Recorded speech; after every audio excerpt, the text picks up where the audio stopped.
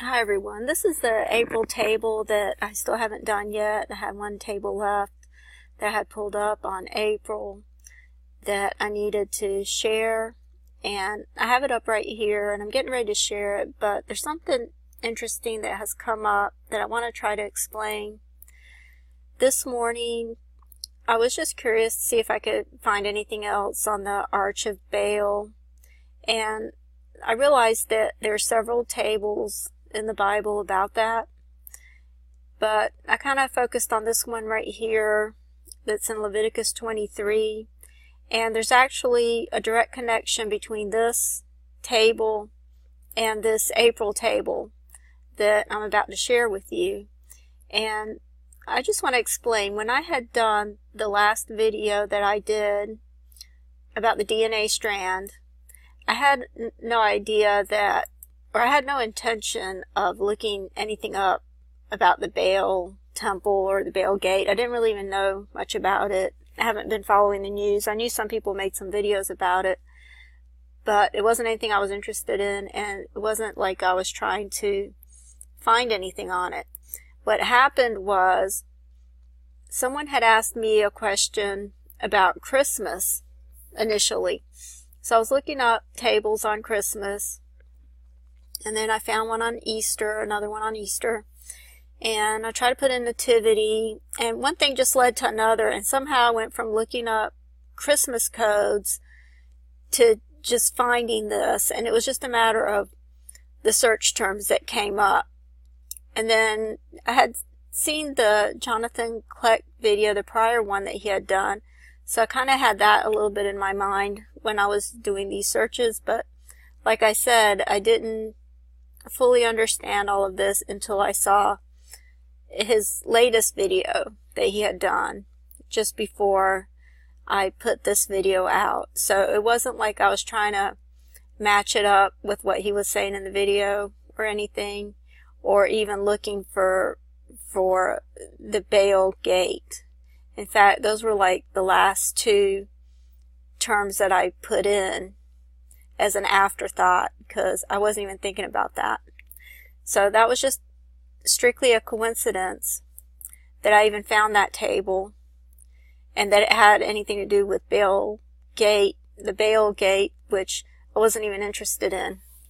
And then I did this April table, and what happened is this morning I just thought I'd search something else out to see if there's anything else in the Bible codes about this Arch of Baal that's supposed to be going up in New York. I just thought I'd just take a look, and it turns out that it's a direct connection with this one that I hadn't presented yet on April, which again is a good thing that I haven't presented it yet, because I didn't know there was a connection with this one.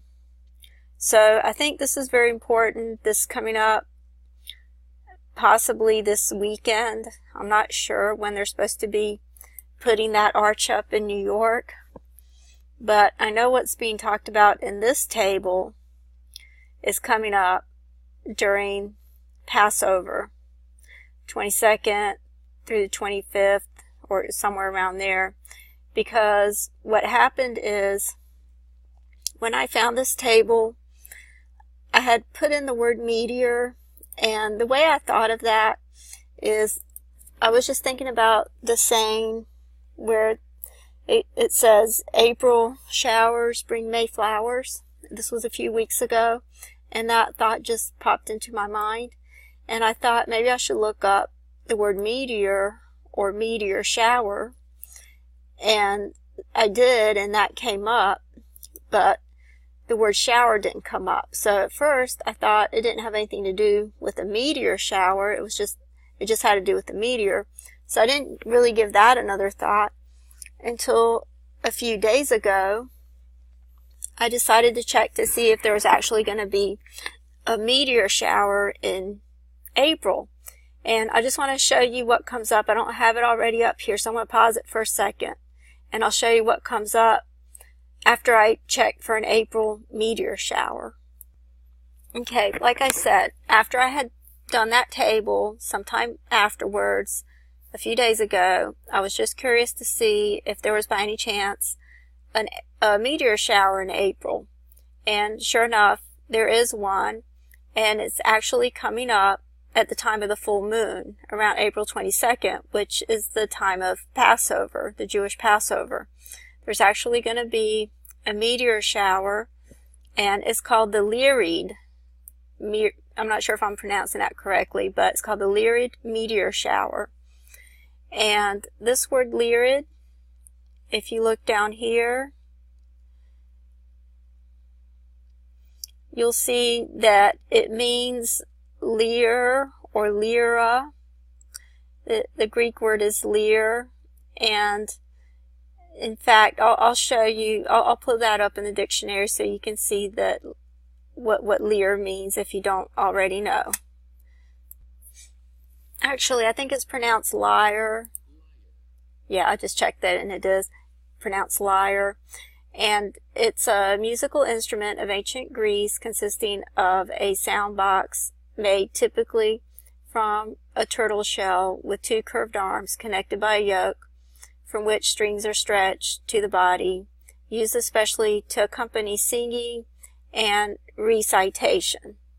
So it's actually some type of a harp. I'm not sure why I didn't say harp in that definition, but that's basically what it is. It's like a small harp. And I want to just show you this meteor shower. This word lyra or lyre, it actually means a harp, as you can see it right here. The radiant point of the Lyrid meteor shower is near the bright star Vega in the constellation Lyra, the harp. So this whole constellation is shaped like a harp, and the brightest star right here is called Vega, which is also known as the harp star. And it says that a little bit further down, I believe. Okay, right here it says, if you trace the paths of all the Lyrid meteors backward, they seem to radiate from the constellation Lyra, the harp, near the brilliant star Vega. And then if you pull up Vega,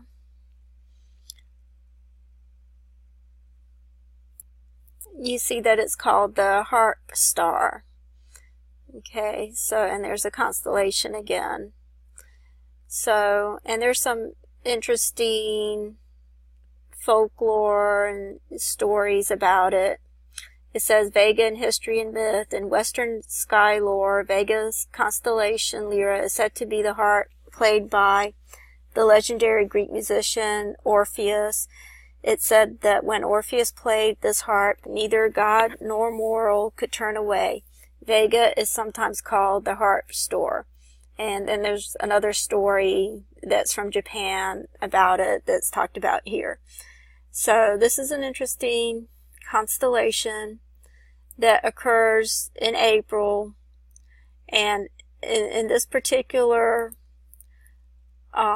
meteor shower, it's actually going to fall during the time of the full moon, which is the time of Passover. That's when it peaks, the meteor shower. It peaks right at the time of Passover, or around the 22nd through the 25th. Well, the shower's from the 16th through the 25th, but it peaks on the 22nd. So it's going to be right around Passover when this meteor shower takes place.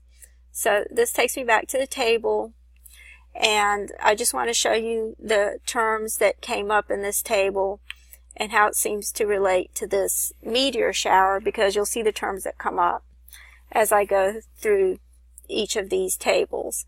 So I'll go ahead and start with the first one. It says April, meteor, sign, lion, lamb, star, earth, hit, sun, sea. Okay, and sea is over here in the bright blue, and then in the dark blue you have the word hit. You have lamb here in the blue, earth in the yellow. You have sun in the fuchsia. You have sign here in the lavender with the letters S, You have lion here in the purplish blue coming at an angle and going through the word April, between the A and the P in April. So you have the letters L, I, O, N, and lion actually crosses the word Jehovah right there, and then it crosses through the word April, which is coming up here in the light red with the letters A, P, R, I, L. And then in the pink, you have the word meteor with the letters M, E, T, E, O, R. And then right under that, in the light green, you have the word star with the letters S, T, A, R. And so I'll go to the next one. Okay, in the next one, I added the word moon. And moon is coming up in the green, and as you can see, the N in moon shares with the word sign. So, and you see moon coming this way in the green at an angle with the letters M, O, O, N. And then I added the word harp, and that came up sure enough, and you see it right here in the fuchsia with the letters H, A,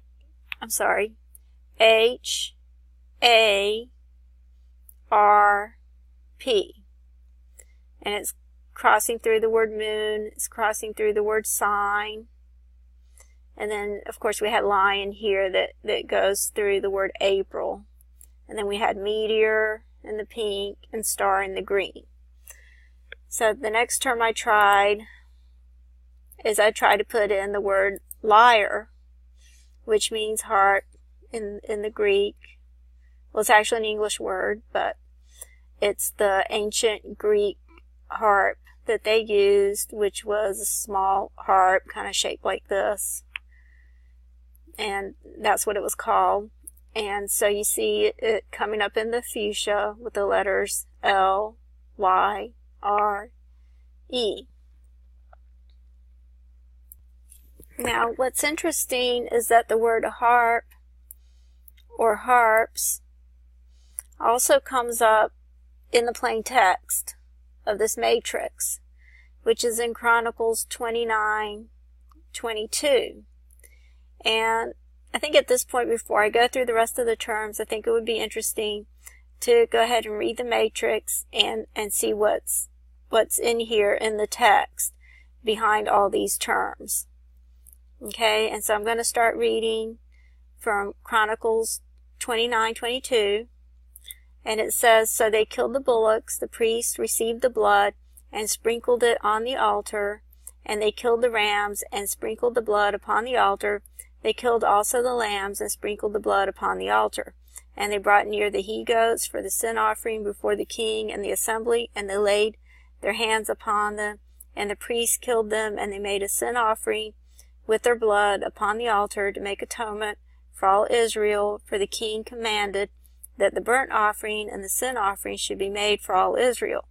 And he set the Levites in the house of Jehovah with cymbals and psalteries, with harps, according to the commandment of David, and of Gad, the king's seer, and Nathan the prophet, for the commandment was of Jehovah by his prophets. And the Levites stood with the instruments of David, and the priests with the trumpets. And Hezekiah commanded to offer burnt offerings upon the altar. And when the burnt offering began, the song of Jehovah began also, and the trumpets together with the instruments of David, king of Israel. And all the assembly worshipped, and the singers sang, and the trumpeters sounded, and all this continued until the burnt offering was finished. And when they had made an end of offering, the king and all that were present with him bowed themselves and worshipped." And I'm going to continue with this in the next table, but as you can see, this was all about rejoicing and worshiping at the end, and this first part was about cleansing the temple. So I'm going to continue with this in the next video. Thanks.